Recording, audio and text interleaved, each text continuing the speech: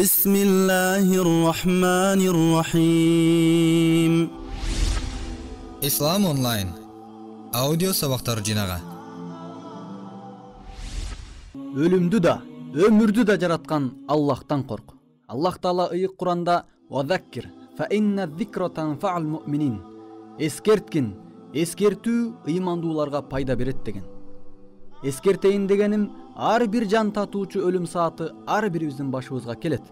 Бул жөнүндө далай алымдар айтып насаат кылышкан болсо да, эскертүү иретинде өлүм тууралуу кайра кайталап айтууну туура деп эсептедим.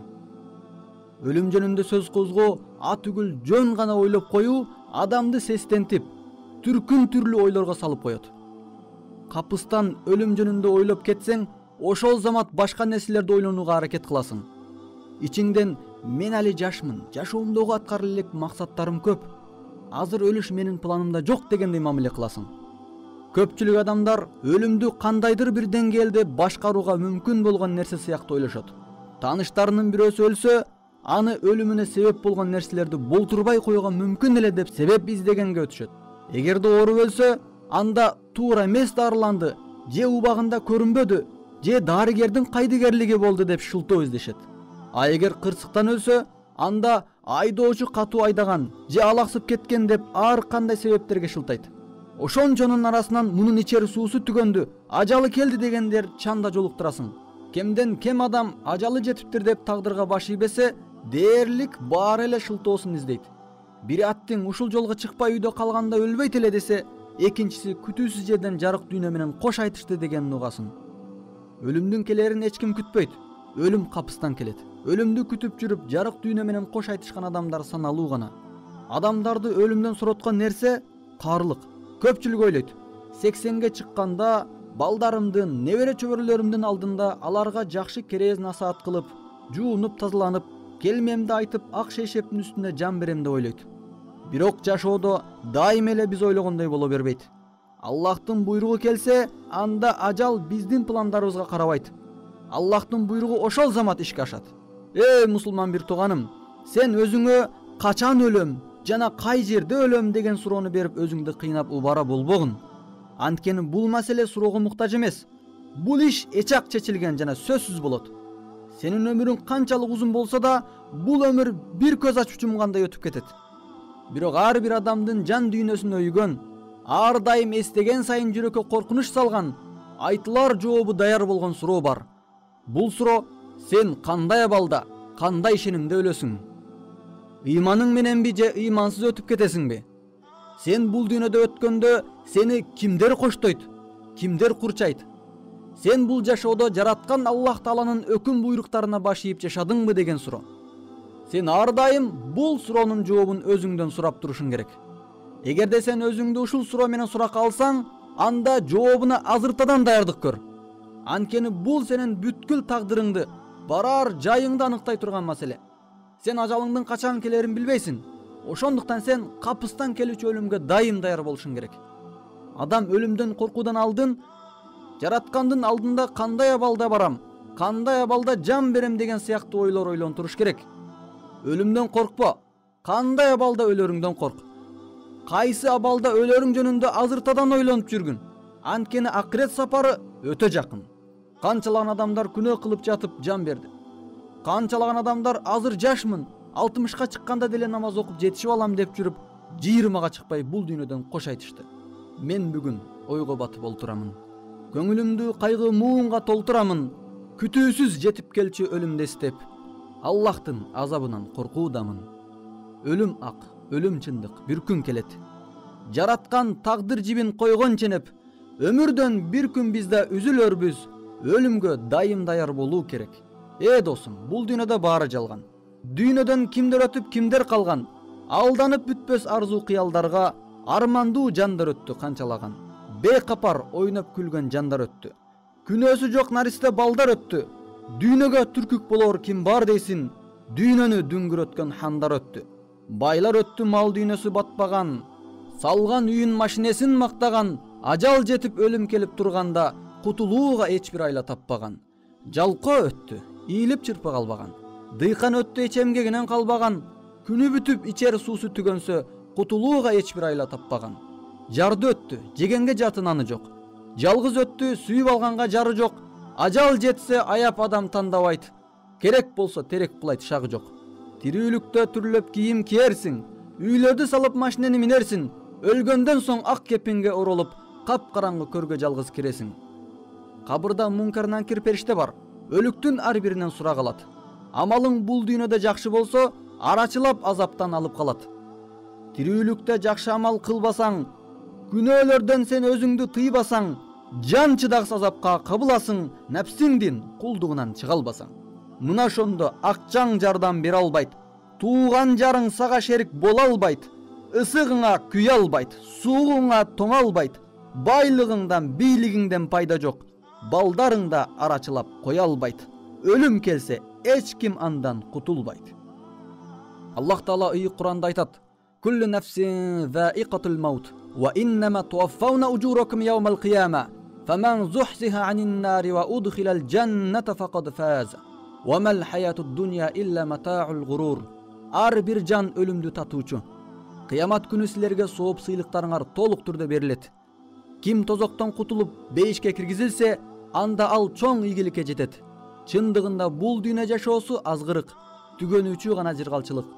Насаатчы издеген адам үчүн өлүм өзү жетиштүү деңгээлдеги насаатчы боло алат. Адам кайсы бир күнү дүйнөдөн көз жумарын эстесе, анда ал өмүрдүн да, өлүмдүн да ээси болгон Аллах Тааладан коркот. Дүйнөгө болгон сүйүүсү азаят, нәпсинин каалоолоруна баш ийбей жашоого башкача көз караш менен карап калат. Башкаларга зыян жеткирүүдөн сактанат. Азыр ажалым келип калышы мүмкүн деп өлүмдөн кийинки жашоого азыртадан даярданып, жакшы иштерди кыла баштайт. Күндөрдүн биринде кемечи менен дыйкан жолугуп калат. Илгерки убакта кемечи болуп иштөө өтө чоң, өтө кыйын иш болгон. Азыр дагы кемеде жүрүү оңой эмес. Эң акыркы үлгүдөгү жаңы кеме менен жүрүп да деңизге чөгүп жаткандар өтө көп. Илгерки убакта кемечи болуп эмгектенүү абдан кыйын иш эле. Анын үчүн адамда өтө чоң эрк, эр жүрөктүүлүк болуш керек эле. Кемеде эр жүрөктүү адамдар гана сүзө алган. Деңизде кеме менен жүрүү өтө коркунучтуу болгондуктан аялдардын жана балдардын кемеге чыгуусу өтө кооптуу эле. Кеме менен саякат кылуу үчүн эмес, жалаң гана зарыл болгон жумуш үчүн сапарга чыгышкан. Рызкы издеп, соода кылыш үчүн, ар түрдүү зарыл болгон жумуштарды бүтүрүү үчүн гана чыгышар эле. Себеби ал убактагы кемелер жыгачтан жасалып, катуу толкунга туруштук бере албай сынып кетүү коркунучу бар эле. Деңиздеги толкундун бийиктиги тоодой болуп көтөрүлгөн айбаттуу толкундар болуп турат. Ошондой бийиктикке толкун чайпалып, кемени көтөрүп чыкканда, жыгачтар кыйчылдап сынайын деп, өйдө ылдый толкун менен чайпалып жатканда, ал кеменин ичиндеги адамдардын абалын бир элестетип көрчү. Ал адамдардын ыйманын даражасы башкача болуп кетет. Ошондон айтылып калганда, кемедегилердин жаны бир деп. Мына ушундай кезде адамдардын баары бир Кудайга сыйынышат. Ыймансыз бир да жан калбайт. Аллах Таала Куранда мисал кылып айтат: тоодой болгон толкундар кемени ура баштаганда, адамдардын баары жалгыз Аллахка сыйынышат. Аллахтан гана жардам сурашат. Мейли ал кемедеги адамдардын арасында арбакка сыйынып жүргөндөр болобу, ошол кеменин ичинде күнгө, отко, Исага, кимге болбосун, периштеге сыйынабы, кандай нерсеге сыйынып жүргөн болсо да, кеме чайпалып, коркунуч келгенде алардын эч кимиси Аллахтан башкага сыйынбайт экен. Аллахтан башка эч кимден куткаруусын сурабайт. Жалаң Аллахтын өзүнө гана сурап дуа кылып калат экен. Исага сыйынган Исага сыйынбайт. Күнгө сыйынган күнгө сыйынбай калат. Көккө теңирге сыйынган теңирге сыйынбайт. Отко сыйынган отко сыйынбайт. Баарысы бир Кудайга сыйынышат. Себеби аларды Аллах Таала өзү гана куткарарын билет.